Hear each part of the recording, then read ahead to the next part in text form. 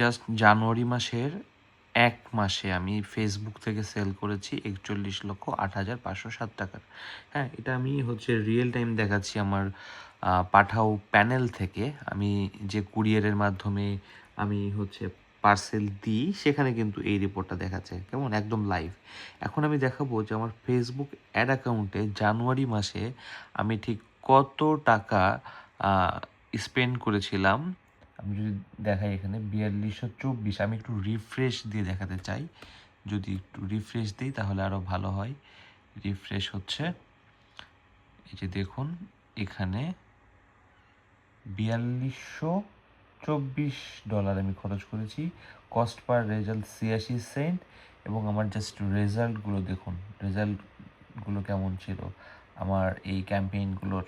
তো আপনারা যারা অনলাইন বিজনেস করবেন ভাবছেন, ভালো সাপোর্ট পাচ্ছেন না, তারা কিন্তু আমার সাথে যোগাযোগ করতে পারেন।